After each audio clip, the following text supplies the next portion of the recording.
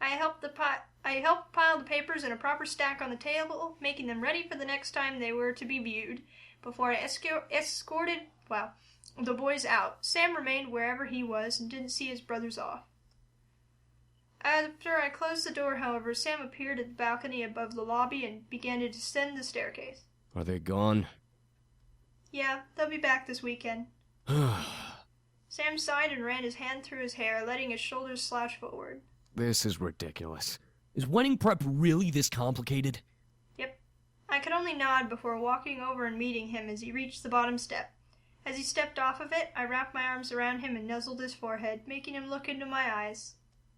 It'll be worth it in the end when we're married. Sam smiled and wrapped his arms around my waist, nuzzling my forehead. I felt the deep love in his embrace, wanting to protect me from the world and all the dangers within it. He had protected me so many times with those arms that were wrapped around me. If I get to be with you forever, then I guess it's worth the work, you doofus. As long as you'll have me, I'll be with you forever. With a loving gaze, Sam lifted a hand from my waist and cupped my cheek, and I nuzzled into the warmth of his palm and let out a loving sigh. Hey, can we go somewhere tomorrow?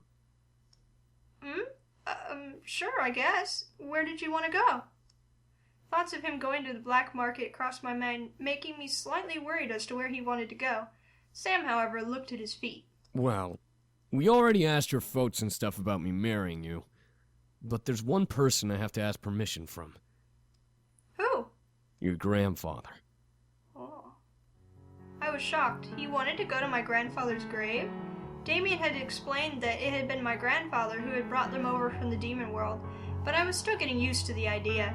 Sam continued to explain as I wrapped my head around the question. I know I sound a little dumb, but he was kind of important to me and my brothers. He's the one who brought us here after all. It's only respectful if, I guess, I kinda ask for his blessing. I mean, it's dumb and we don't have to, but... No, we can, definitely. Tomorrow around noon, then? Sam stared in shock before he nodded with a smile. All right. The thought of us going to visit Grandfather's grave tomorrow somehow made me feel happy instead of sad. We had both visited him before, but we weren't engaged then, and something felt special about this visit. Maybe it was because Sam was doing things right before marrying me. Who knew? We went to bed that night, settled in our plans for the following day. As morning arrived, we got dressed and were out of the house by the time the clock struck noon. It was a bright day and no one else was visiting, so Sam and I were alone in the cemetery. It was a little unnerving, but at the same time, it was nice to be able to spend time at Grandfather's grave alone with Sam. I would visit alone eventually, but for now, Sam took control of our visit. Sam sat down in front of the grave, crossing his legs, and stared at the stone slab that was my grandfather's gravestone. I followed suit, sitting beside him and placing a bouquet. I'm gonna try again. I just can't talk today. I followed suit, sitting beside him and placing a bouquet of colorful flowers beside the grave. No matter how many times we come here, it's still so odd. I remember when we met almost like it was yesterday. Yeah, it's still strange. We both sat in comfortable silence, looking at the grave. It was strange remembering that 2 years ago, I had met Sam and his brothers literally the day after my grandfather had died. Now I was getting married to Sam. It was surreal, to say the very least. Sam straightened his back and cleared his throat, causing me to look at him in confusion. So, Mr. Anderson, I hope that you're around to hear us and stuff. Your spirit, I mean. I'm fucking this up already. What? I was confused. Why was he asking if my grandfather was there? He was buried under the earth and his spirit was probably in the afterlife. Sam took another breath. I must sound like a complete jackass. You've given my brothers a chance to start new lives, and I can't ever thank you enough. Now, I'm asking for your granddaughter's hand. I must seem like a brat, huh? I could only watch as Sam ran his hand through his messy hair, obviously deep in thought and formulating his words carefully before speaking. He didn't want to mess up. I could tell by the look on his face. You've given us so much already. I want to be able to not only pay you back for giving my brothers better lives, but I want to be with your granddaughter for the rest of my life. As a demon, and as her husband. I promise to take care of her and love her for the rest of my life. I want to be with her and provide her with the life she deserves. I may be a demon, but I love her, and will do anything to protect her and keep her happy. Please, if you're here, I humbly ask for your blessing to marry your granddaughter. My heart was overwhelmed by the emotional speech Sam made. Tears were forming in my eyes from the love he was expressing for me. I held my hands over my chest, unable to stop the pounding of my heart. Sam truly loved me. As I stared at Sam, a gentle wind passed through the air and brushed over Sam and my skin. It was out of place. The sun was out, and I hadn't felt any breeze at all until just then. Huh? Grandfather? Another small breeze brushed over us, making me and Sam smile at the sensation. The wind was my grandfather's answer, and it was gentle enough to let us know that he was happy to see where we were and what we were planning to do. Sam let out the breath he was holding in, now that he knew my grandfather approved. I won't let you down. I couldn't help a wide smile growing on my face. I was beyond overjoyed at the situation. If grandfather really was there, I was happy to know that he approved of us. We went home that day feeling confident and ready for whatever the future held for us. We had gained the blessing of my grandfather, and I was certain that however we went about this marriage, we were going to care and love each other for the rest of our lives. Just thinking about Sam being with me forever made my heart jump in joy. Was I really that excited to be married to him? My heart thought so, despite him being a demon. Still, the demon rituals remained in the back of my mind, softly prodded my thoughts as we returned home and worked on more wedding arrangements. I looked at Sam, now curious enough to bring up. The question was, would I? Yep, it's important. It was bothering me. I wanted to know what was on Sam's mind, and I needed to hear his thoughts about it. I looked at Sam as he pored over a guest list. He was proficient with reading now, constantly learning in the past 2 years we had been together, so he was flying through his work with ease. I remember, cause Sam had, he wasn't allowed to read, only James was allowed to read. That makes sense. Still, I needed to break the silence. Sam, can I ask you something? Sam looked up from his work and sat up straight, rolling back his shoulders. Yeah, sure, what's up? Promise you won't be mad? Sam furrowed his eyebrows, now concerned with what I wanted to ask. I bit my lower lip, but he nodded, crossing his arms and leaning back against his chair. Go ahead. If I was nervous before, I was even more nervous now. Well, you see, I looked down at the table, hoping that the wooden surface would help me find some way to form my thoughts. Once I was able to form my thoughts into words, I looked back up at Sam. Why is having a demon marriage so important to you? Sam stared in shock at me. I knew I had thrown him off, but I needed to say it. I wanted him to explain and for us to discuss it. If it was something Sam wanted, I really wished to help him and possibly achieve it with him. If it was impossible, I still wanted to know and at least try regardless, all for him. Sam sighed and looked down at his crossed arms. Was it seriously that big of a deal that he felt shame over it? Who told you about it? I overheard you and your brothers arguing about it yesterday. I began to worry. Did I make him mad? Would he be furious at me for bringing it up? I watched as he ran both of his hands through his hair and let out a sigh. Well, we're having a human marriage and stuff, and, well, I guess that Sam bit his lip, shutting his eyes as he collected his thoughts. I waited patiently, wanting to know exactly what he felt.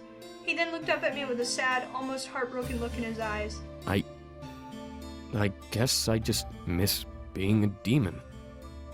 But Sam, you are a demon. That's not what I meant. I mean, yeah, I'm a demon, but am I really at this point? I work for a human police force. I live in the human world. I barely ever use my powers, so it's like I'm not even a demon anymore. Sam looked down at his lap and closed his eyes, slumping his shoulders in almost pathetic guilt. So I wanted to eventually ask you when the time was right to marry you demon style. Basically, I'd bind my soul to yours, and yours to mine.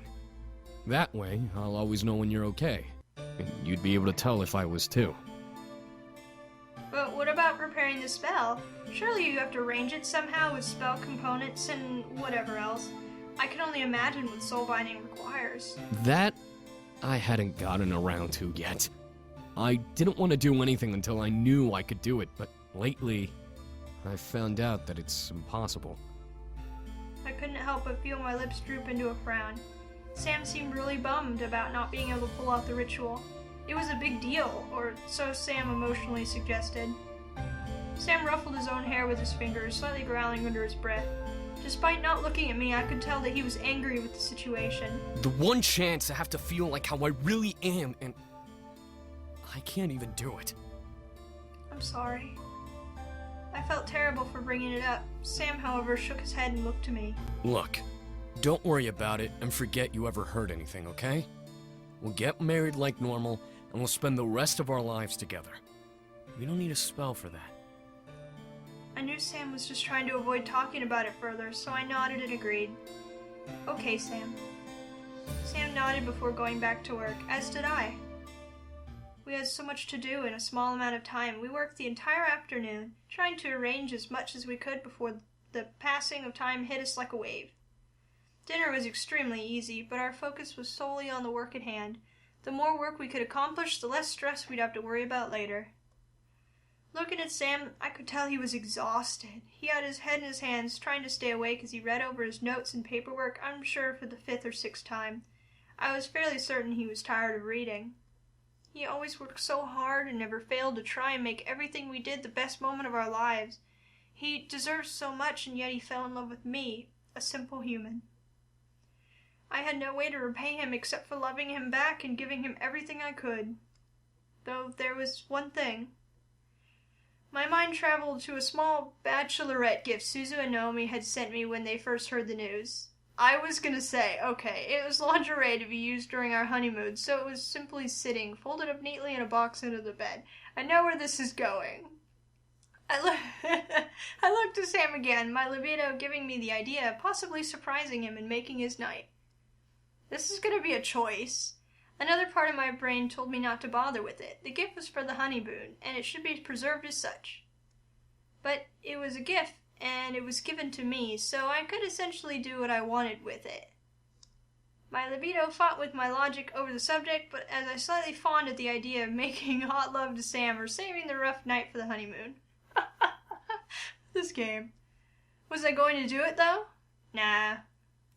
I'm trying to be, in the same line with what I did last time. When I was talking to Naomi and Susie, that was kind of just me being silly. I shook my head. I didn't need to seduce him tonight. We had all the time in the world to make love, and even if we never did, we could still find ways to show our love for each other. I would always be able to show him my love, and be able to prove it every day of my life for as long as he'd have me. Sam looked up and let out a tired yawn. Okay. That's enough work. Wanna hit the hay? Yeah, sounds good. We cleaned up our paperwork as well as the dinner we had eaten as we worked and headed back upstairs. We were so wiped out by the time we hit the pillows that we didn't even care if we were still wearing our casual clothes. Sleep was just begging for us to escape into its dark embrace. I felt myself drift through the darkness of slumber, both at peace and enjoying the warmth around me that it brought. I was tranquil, unable to feel anything but bliss. I loved that I often had the chance to experience this kind of sleep, which was good since I was stressed about the upcoming wedding. I needed proper rest. However, as I floated through the dark, I could faintly hear the sounds of fire swelling around me. I looked around through the dark, unable to see anything but blackness. What the? Slowly, the noise began to grow louder and louder, unrelenting in its crescendo. I almost had to cover my ears from the sheer volume. You think you can stop me, boy? As I blinked, the dark around me shifted into a burning room. Flames touched every inch I could see, and in the midst of it all were Sam and his father, the Demon Lord. They were both wounded, but both were standing tall, confident as ever. Sam stood between me and the Demon Lord, protecting me from him. Still, I felt fear seep into my soul as I looked at the evil Demon Lord smirking at both me and Sam. I will kill you, old man! I want to see you try. You don't even have the strength to save your precious human. What? Before I could figure out what he meant, I felt an immense pain in my chest as something ripped through my back and stabbed through me. Sam turned toward me, horrified at what he saw, and I looked down to see a blade sticking out of my sternum. I couldn't even emit a whimper's pain as endless agony surged through my body, wrecking my nerves and distorting my vision. I could barely make out Sam arching back to scream at the sky, a large flame-like wings erupting from his back.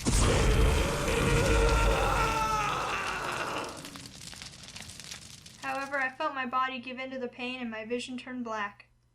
I felt waves of agony crash into my body over and over as I remained on the edge of death. When I was finally able to open my eyes, I could barely make out Sam kneeling over me, resting my head on his knees as tears ran down my face. No. This can't be happening. No. From the look on his face, I really was dying. How could this be? Why was this happening? His hand quaked in disbelief as he ran one along my cheek and used the other to hold my shoulders. I stared up at him, gasping for air as blood seeped over my skin. I was dying. I felt it. I knew it. Sam wept but continued to stare down at me, trying to keep me awake and alive with his touch. However, I felt that I wasn't going to last much longer. I winced at the pain and reached an arm up to Sam, touching his cheek. Sam. Sam shook his head violently, not wanting me to use energy to speak. I grimaced at the pain, but Sam continued to cry. My heart whimpered at the sight of his tears falling down his cheeks. Please, no. I love you. Please stay with me. No. Sam, I love you. I wanted to wake up, but I didn't have the strength to fight this illusion. I became lost in the pain that was pinning my body down and draining me of life. I can't lose you! Please! Please. I love you. My chest wouldn't allow me to breathe in anymore. All I could do was exhale my last breath and close my eyes. No!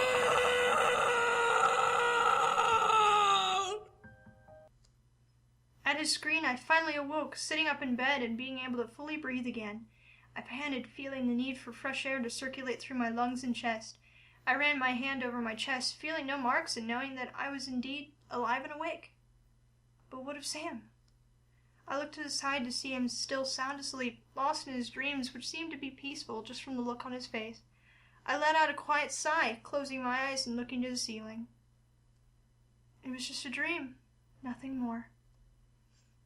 It was merely a nightmare. I experienced them all the time.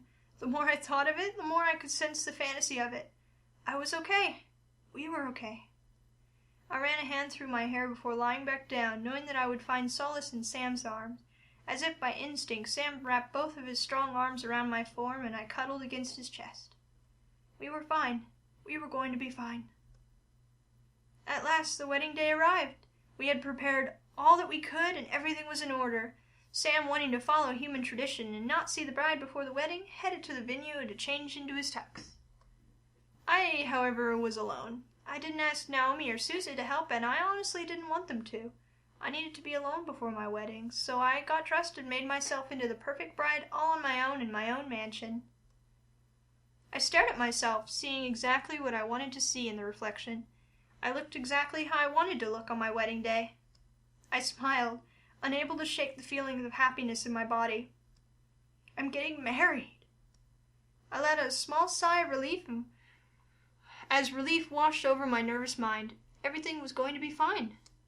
As I heard a car honking outside, I felt nervousness creep in once again. I shook my head. I needed to relax. I grabbed the things I needed and rushed out, entering a white limousine. It was set to bring me to the venue, but I stopped the driver before he began to drive off. Can we stop somewhere first? The driver agreed, and I guided him toward the cemetery my grandfather was buried at. It had been 2 years since he passed away. My personal visits to his grave had become fewer as time went on, but I never stopped going. Today, though, was an incredibly happy day. I was so full of emotion I couldn't help but visit his gravestone. After all, I was about to marry a demon. I was about to marry the man of my dreams, and I wanted to stop there before going to the venue to talk to my grandfather. I'm pretty sure I looked odd in that cemetery wearing a wedding dress. However, I didn't really mind. I needed to come regardless. I stood by the grave, staring down at it with a smile. I'm getting married today, Grandpa. The wind gently danced around me, as if my grandfather ushered it to reply. My smile grew brighter, and I let out a sigh. I couldn't lie. I wanted my grandfather to be at my wedding, but I couldn't go back in time. Even if I was able to, how could I have stopped him from dying? I shook my head. I didn't want to think of that, not on the day of my wedding. I hope you'll be there in spirit, Grandpa. I'm sure you'll... Before I could continue my sentence, the sky suddenly became dark, causing me to look up. Rain began to patter against the stone and grass as a haunting bell began to chime. What boggled my mind was the fact that rain was avoiding my body. It was like I was in a safe circle underneath an invisible umbrella so the rain couldn't soak me or my dress. What the... Was this Grandfather's doing? Why was it raining all of a sudden? The rain became heavy and I didn't dare move from my spot, afraid of what would happen. I looked at his grave, confused and concerned. My eyes locked onto the engraved stone. This wasn't a natural storm. Magic was at work here. My heart gave a quick squeeze in reply to my conclusion, but the word magic reverberated in my mind. Magic. I looked down and lifted my head to scan over my glove paws. My fingers were beginning to tingle, almost if that single word had unlocked something. Magic. I gently pinched the edge of the glove on my hand with 2 fingers and slid it off, revealing my bare skin. Nothing had changed, but I could feel that something was different. I could feel energy zipping through the nerves under my skin, dancing in excitement at the word magic. A wonder. If I knew Diana had taken away my energy and my magic before she left, but what if I still had some left? I raised my hand to the sky and focused on the back of my mind. I didn't know what I was doing, but I had to see something. My mind quickly formed a word in my mind. I didn't know where it came from, but I let it fly from my lips as a soft whisper. Destino. As soon as the sound of that word rose into the air, the rain around me suddenly froze as if time had stopped. The wind was still slightly blowing, but the rain had stopped. I lowered my hand and looked around. Did I really do this? Before I could move again, the raindrops and the stormy clouds above began to fade away, returning to the sunny weather it had before. I looked around and noticed that the grass and the gravestones were all dry, as if the rain hadn't even fallen in the first place. That was... I knew it! I knew it! That girl has demon magic. What the... And quit talking and let's take her! The demon lord will be so pleased. Who? Before I could turn to search for their voices, I felt hands grab hold of my feet, and I looked down and they lifted my dress. 2 pairs of evil-looking hands had taken hold of my ankles, reaching through a dark red and purple pentagram. I shrieked, trying to pull my legs away, but couldn't stop them as they swiftly pulled me into the ground.